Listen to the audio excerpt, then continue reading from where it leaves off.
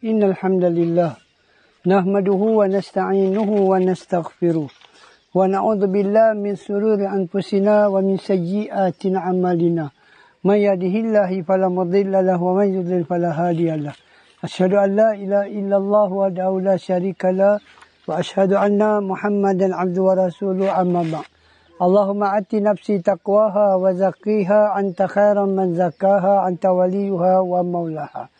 Alhamdulillah, sidang jemaah rahimakumullah. Kita syukur pada Allah dengan limpah kurnianya kita dapat bersama lagi antum dalam majlis ta'lim di waktu duha, yang mana waktu ni adalah waktu yang paling barakah. Yang Nabi SAW doa kepada umat dia, Nabi kata, Allahumma, ya Allah berkatilah umatku pada waktu duha. Dan bukan saja waktu dia antum penuh barakah, dan juga kita duduk di dalam majlis taklim yang penuh barakah antum. Kita masih lagi membaca kitab faedah dan adab berdoa, dan kita masuk dalam bab waktu mustajab doa. Kita ada dalam bab waktu mustajab doa, dan kita akan masuk pada bab seterusnya, bab ke-11, yakni pada hari Arafah. Bab yang ke-11 pada hari Arafah. Sebelum tu antum, kita sambung sikit mukadimah kita semalam antum, petang semalam, tentang perkara-perkara ataupun kesan maksiat kepada diri kita antum. Dan perkara yang ke-6 antum, kita dah berhenti 5 dah antum. Perkara yang ke-6, maksiat menyebabkan hati tidak lagi menganggapnya sebagai perkara yang buruk. Ini bahaya antum. Ini bahaya. Bila kita terlalu sangat buat maksiat kepada Allah, terlalu sangat antum terlibat dengan maksiat, maka apa akan berlaku, kata Imam Ibn Qayyum, maksiat tu akan menyebabkan hati kita tak anggap dah dia sebagai satu perkara yang buruk. Pasal dia dah terbiasa dah, jadi macam tak ada apa-apa. Jadi perkara tu macam perkara yang kita kata tenang-tenang je. Tak rasa apa dah, hati tak rasa takut, tak rasa berdebar bila terlibat dengan dosa dah. Hati tu dah jadi mati dah antum. Hati tu dah jadi tak rasa apa dah dengan dosa. Sebab tu antum tengok Nabi SAW sebut antum dalam satu hadis antum tengok Nabi kata apa. Nabi kata kullu ummati mu'afah. Nabi kata semua umatku akan dimaafkan. Tengok. Ni hadis yang hasan antum, hadis yang hasan. Dalam kitab Al-Musnad. Nabi kata semua umatku akan dimaafkan. Mu'afah illa mujahirin. Illa mujahirin. Bukan muhajirin. Mujahirin. Dia beza antum. Dia mujahirin dengan muhajirin tak sama. Muhajirin sahabat yang hijrah. Tapi di sini Nabi gunakan kata illa mujahirin. Setiap umatku akan dimaaf kecuali al-mujahirin. Itu orang yang terang-terangan berbuat dosa. Tengok. Itu satu. Dan yang kedua, Nabi kata apa? Nabi kata orang yang mana termasuk sikap menampakkan maksiat adalah ketika Allah menutup maksiat hambanya pada malam hari, lantas pada pagi harinya dia memamparkannya dan berkata, tengok. Wahai fulan, pada hari ini dan itu aku telah melakukan begini dan begitu, dan dia membongkarkan kejelekan dirinya sendiri padahal pada malam harinya Rabb telah menutupnya. Allah Ta'ala kata Allah Ta'ala ampun semua umat. Allah memaafkan semua umat kecuali siapa dia? Nabi sebut mujahirin. Siapa orang mujahirin ni? Satu, dia buat dosa dah terang-terang. Dia buat dosa terang-terang. Macam mana yang kata buat dosa terang-terang ni? Dia pergi buat dosa malam. Siapa pun tak tahu. Siapa pun tak tahu. Allah tutup dah. Dia pergi karaoke. Dia pergi naik kelab. Bini dia pun tak tahu. Bini dia ingat dia kerja malam. Bini dia ingat dia pergi tengok bola. Dia pergi karaoke antum. Dia pergi karaoke. Bila main pagi antum, dia jumpa kawan-kawan dia pagi. Dia kata semalam aku pergi naik kelab tu baru buka sempoi lah. Oh, dia punya pelayan semua bukan kata Vietnam. Kamboja pun ada. Dia membuka benda yang Allah tutup. Kawan dia pun tak tahu. Bermakna antum, orang ni antum, dia menganggap macam dosa tu tak ada apa-apa.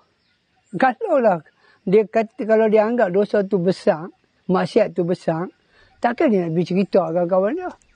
Takkan nak pergi buka benda dosa ke? Bermakna, kata Ibn Qayyum, maksiat akan menyebabkan hati tak lagi menganggap dia perkara yang buruk. Oh, ini bahaya tu. Ini bahaya benda ni. Pasal apa? Wa'na'udzubillah min dzalik. Kalau hati kita terkena benda ni antum, habis lah. Habis lah. Istighfar, taubat, semua tak ada nilai dah lah. Kenapa? Benda tu dia jadi macam rutin dah. Jadi biasa dah antum. Jadi satu benda yang sedap antum. Yang hati dah mengakui kata dia ni bukan lagi benda buruk. Dia bukan lagi satu benda yang akan menyebabkan kita ni akan terkena ancaman daripada Tuhan. Dah. Sebab tu antum tengok, orang yang mana dia ni kaki judi, dia akan terus menjudi antum. Dia kalau kaki kuda, kaki nombor, Sabtu hari dia tak boleh duduk dah. Dia kira cari jalan bagaimana dia nak pergi kuda. Kenapa? Kerana dia menganggap benda tu bukan maksiat. Hati dia dah hilang dah daripada menganggap benda tu maksiat dah. Orang kaki perempuan, dia tiba-tiba tukar perempuan antum. Siap perempuan ni, siap perempuan tu, siap perempuan ni. Orang kaki rasuah, dia sama, benda yang sama antum. Jadi kata maksiat ni akan menyebabkan apa? Akan menyebabkan hati tak menganggap dia sebagai benda yang buruk. Wa na'udzubillah min dzalik. Mudah-mudahan Allah Subhanahu Wa Taala tak jadikan hati kita ni adalah hati yang macam tu antum. Tak kira dosa besar mana pun, dia tetap dosa antum. Tak kira dia tetap mana dosa, dia tetap dosa antum. Kemudian tu perkara yang ketujuh, apa dia antum? Maksiat akan mewariskan kehinaan. Tengok. Yang dia warisi apa antum daripada maksiat tu kehinaan, bukan kemuliaan. Dah. Tengok. Kerana kemuliaan hanya terletak kepada ketaatan pada Rabb. Itu kena ingat benda ni. Ibn Qayyim kata, bila kita taat Allah, di situ ada kemuliaan. Kenapa? Kerana Hawal Hujurat sebut dah. Akramakum indallahi atqakum. Semulia-mulia kamu. Akram. Tak ada lebih mulia. Akram ni adalah isim tafdhil, yakni paling mulia. Manusia yang paling mulia indallah, di sisi Allah, bukan indan nas. Kita tak cerita di sisi manusia. Di sisi manusia mungkin dia kereta besar. Dia kerja bagus.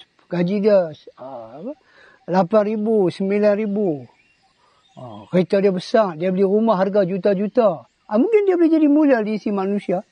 Tetapi kita sedang bercakap tentang indallah. Di sisi Allah, siapa yang paling mulia? Tanpa dibezakan warna kulit. Tanpa dibezakan bangsa.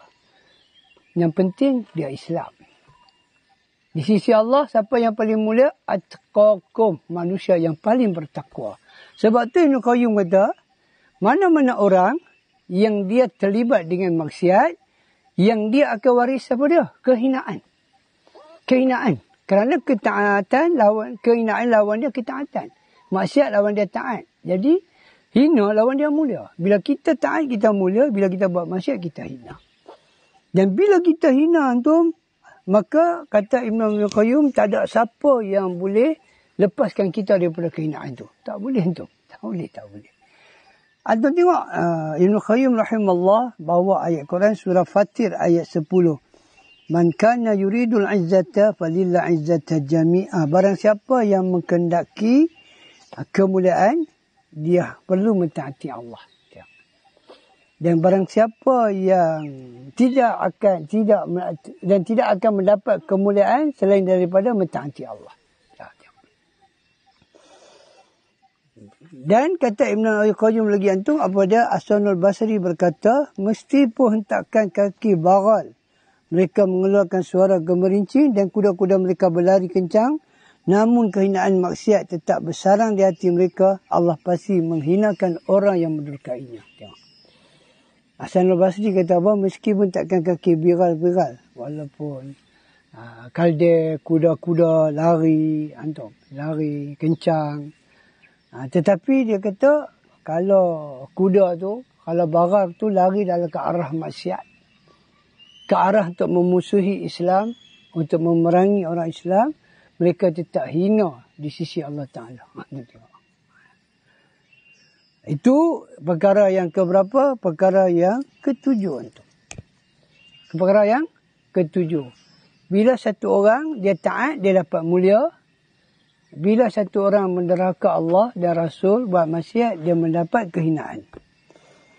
Antum tengok, dia mendapat laknat. Dia mendapat laknat. Antum tengok Nabi SAW sebut apa antum? Nabi kata, hadis yang kita selalu dengar kan? Hadis yang kita selalu dengar. Apa dia? Tentang wanita yang membuat tattoo dan wanita yang minta untuk ditattoo. Ini semua larangan Tuhan. Bila dia buat larangan Tuhan, maka dia akan dilaknat.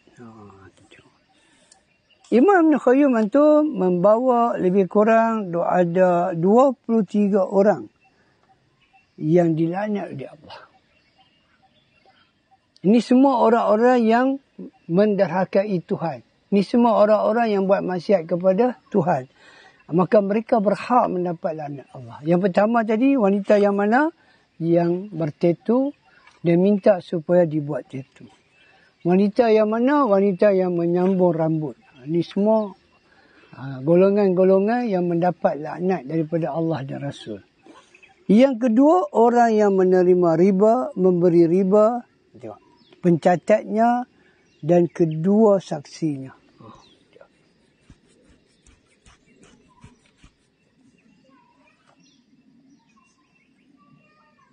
Baik. Yang ketiga, apa dia? Orang yang muhallil dan al-muhallal lahu.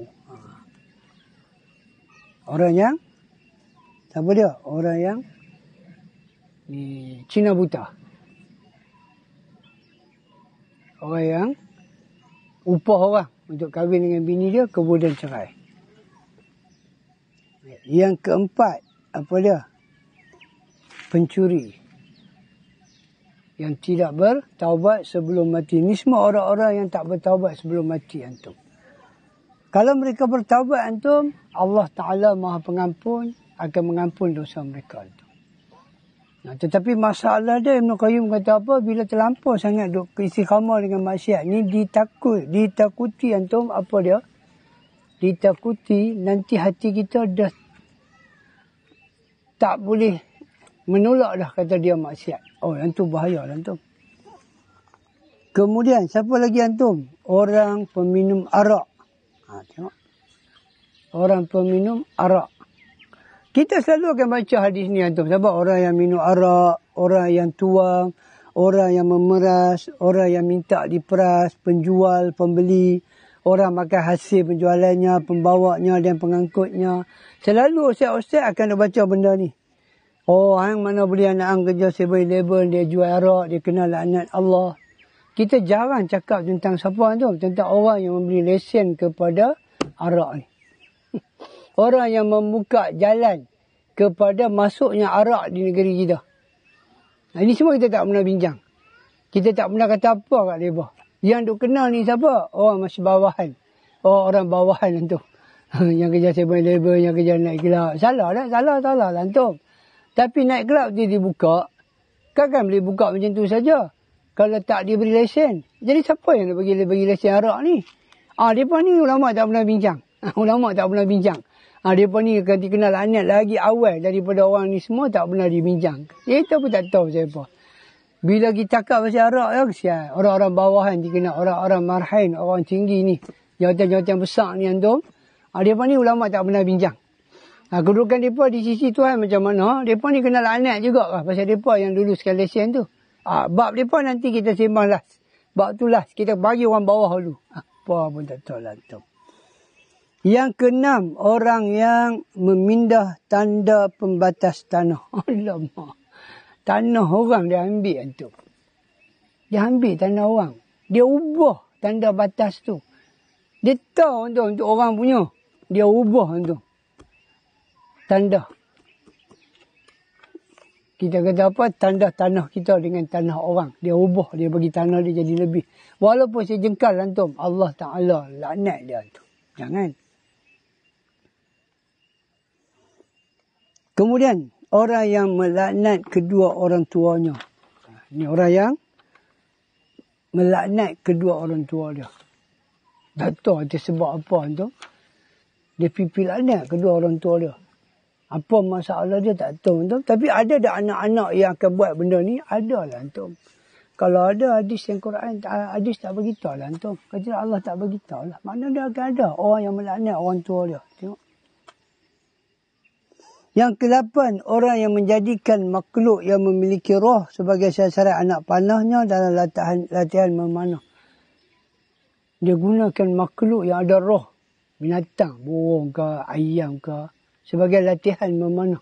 Bukan dia ambil tu, dia tangkap macam tu untuk dia makan tak. Sebagai latihan saja. Dia panah mati, dia buang.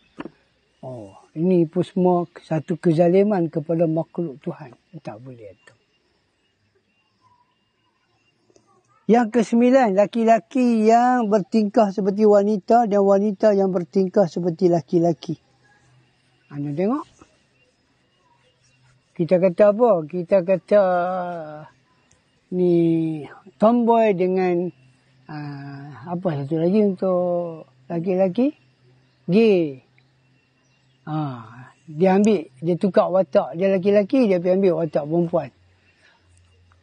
Perempuan pula pergi ambil watak laki-laki. Nabi kata yang ni semua dilaknat tu. Janganlah tu. Tosahlah buat benda-benda ni. Yang ke-10, orang yang menyembelih untuk selain Allah Ta'ala. Tengok. Orang yang menyembelih untuk selain Allah. Dia sembelih tapi bukan kerana Allah. Dia di antara orang yang mendapat laknat Allah itu.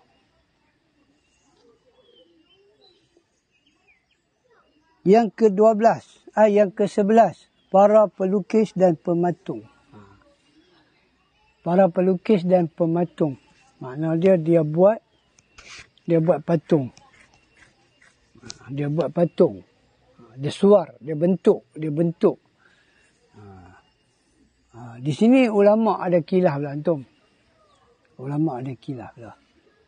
Yang kata laknat Allah. Yang hadis Bukhari tu Nabi sebut apa? Malaikat tak masuk rumah yang ada gambar. Dan juga anjing kan. Jadi suar lah. Jadi di situ ulama khilaf lah. Gambar yang mana? Gambar IC ke? Gambar video ni ke? Atau gambar apa? Ulama khilaf lah. Jadi kita tak boleh lah nak pergi letak kata laknat kepada orang yang buat video, orang yang tangkap gambar, orang yang ada gambar di rumah. Ni semua kita tak boleh masukkan dia sebagai orang yang kena laknat pasal dia ada benda sikit khilaf. Yang betul-betul confirm dia orang yang duk pergi buat. Duk ukir. Ukir burung ke, ukir manusia bentuk. Yang tu, maknanya suar. Yang ke-12, apa dia? Orang yang melakukan homoseks. Orang yang melakukan homoseks. Tak boleh tu. Ini semua benda-benda yang memang jelas kena laknat tu. Sangat jelas tu. Tak boleh. Yang ke-13, orang yang memaki ayah dan ibu dia. Antum tengok. Tadi dia pergi laknat orang tua dia. Yang ni dah bukan laknat, dia maki mak bapak dia. Tak boleh. Agama sangat marah dan melaknat orang yang buat perangai macam ni. Yang ke-14, orang yang membuat orang buta tersesat jalan. Dia bagi sesat jalan tu. Dia tunjuk jalan lain. Dia buta tunjuk jalan, dia tak ajar bagi orang tu pergi kot lain. Tak boleh tu. Yang ke-15, apa dia? Orang yang menyetubuhi haiwan. Dia pergi setubuh haiwan. Itu di antara berapa perkara yang seorang tu dia berhak mendapat laknat Allah. Dan ada benda yang kita sebut tadi antum, benda yang khilaf yang kita tak masukkan dia di antara orang dapat laknat Allah dak. Nanti kita akan sambung lagi antum, kita akan sambung lagi berapa perkara lagi antum yang menyebabkan seseorang itu akan dilaknat antum. Baik antum, kita tengok kitab kita antum, kita masuk pada perkara yang ke-11, yakni waktu mustajab doa. Tengok antum. Bila lagi waktu mustajab doa ni, Kata ulama kita, waktu bila? Pada hari Arafah. Pada hari Arafah. Iaitu jatuh pada 9 Zulhijjah. Nabi SAW sebut dalam hadis riwayat Imam Tirmizi, hadis Hasan. Nabi kata apa? Nabi kata, afdhalud doa, doa yaumi Arafah. Nabi kata sebaik-baik doa adalah doa pada hari Arafah. Tengok. Apa maksud dia tu? Maksud dia doa ini paling cepat diijabahi. Apa maksud bila Nabi kata doa, sebaik-baik doa adalah doa pada Arafah? Para ulama kita kata apa maksud dia? Doa ketika itu cepat dikabulkan. Itu maksud dia. Apa maksud dia? Doa di hari Arafah tu akan cepat dikabulkan. Tengok. Sehingga kita diperintahkan untuk melakukan ibadah yang satu ini pada hari Arafah. Apalagi untuk orang yang sedang wukuf di Arafah. Waktu tu adalah waktu yang Nabi kata, waktu yang paling afdal kita buat apa? Banyakkan doa. Sebab itulah waktu yang paling afdal dan paling cepat dikabulkan doa. Tengok. Itu hadis apa? Hadis Hasan riwayat Imam Tirmizi. Kemudian tuan tengok satu hadis lagi daripada Imam Muslim, daripada Amr bin Shu'aib, daripada bapaknya, daripada datuknya. Anda tengok. Nabi SAW bersabda. Ada tu, yang ni hadis yang kita baca tadi. Ni hadis daripada Aisyah tu. Daripada Aisyah radhiyallahu anha, tengok Aisyah kata, hadis ni juga hadis Muslim. Aisyah kata, di antara hari yang Allah banyak membebaskan seorang dari neraka adalah hari Arafah. Hadis Muslim ni, Aisyah kata apa? Hari yang paling banyak. Ma min yawmin aksara. Aksar paling banyak. Kasiran banyak. Aksar paling banyak. Aisyah kata, kalau kita nak tahu, Nabi kata, hari yang Allah Ta'ala paling banyak membebaskan seseorang daripada neraka adalah hari Arafah. Dan kata Aisyah, wa innahu, dan kata Aisyah, dan dia akan, apa dia? Dia akan yubahi bihimul malaikah. Tengok. Dan dia akan mendoakan mereka, lalu akan menampakkan keutamaan mereka pada para malaikat. Tengok. Allah Subhanahu Wa Taala itu bukan setakat akan membebaskan manusia daripada neraka, dan Allah juga akan menunjukkan keutamaan mereka pada malaikat. Kemudian Allah Ta'ala berfirman, Allah Ta'ala kata, apa yang diinginkan oleh mereka. Hadis riwayat Imam Muslim. Dan ketika itu Allah akan tanya apa lagi yang mereka nak antum.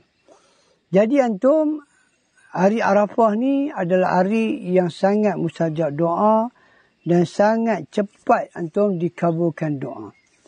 Kemudian para ulama kita berbincang, adakah doa yang paling cepat diijabah tu hanya ada ketika seorang tu wukuf. Yakni pada dia pada waktu haji.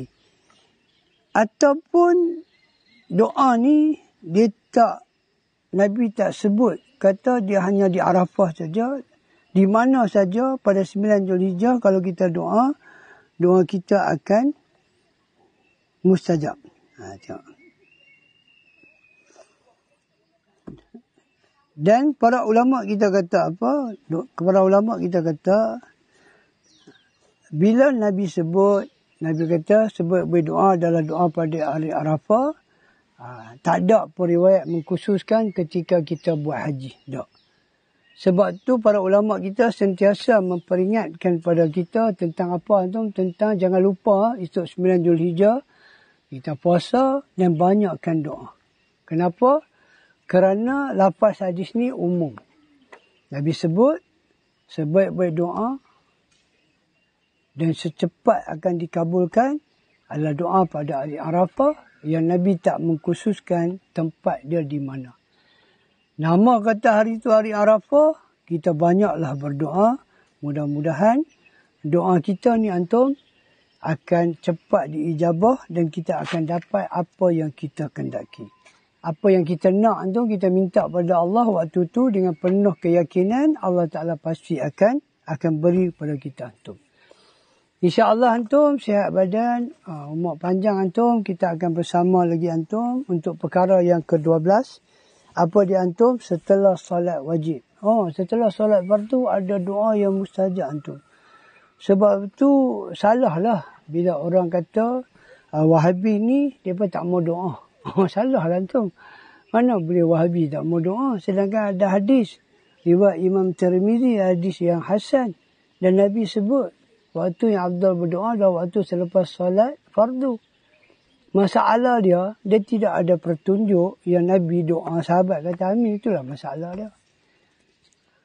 Bukan kita kata tak boleh doa. Kita kata doa sendiri-sendiri lah antum. Ni pula ada hadis kata waktu mustajab doa. Baik kita doa sendiri pasal imam tak tahu apa kita nak. Kalau imam nak doa untuk makmum, imam kena tanya pada setiap makmum lah. Hang nak apa, hang nak apa, hang nak apa. Dia himpun baru dia doa antum. Ya ni tak. Kita ada masing-masing ada masalah, ada keperluan. Lepas kita bagi salam, kita zikir, kita istighfar, kita doa lah pada Tuhan. Kita minta lah apa yang kita nak antum. InsyaAllah antum umur panjang, sihat badan. Kalau tak ada soalan apa-apa antum, kita tutup dengan tasbih kifarah. Subhanakallahumma wa bihamdika, asyhadu an la ilaha illa anta.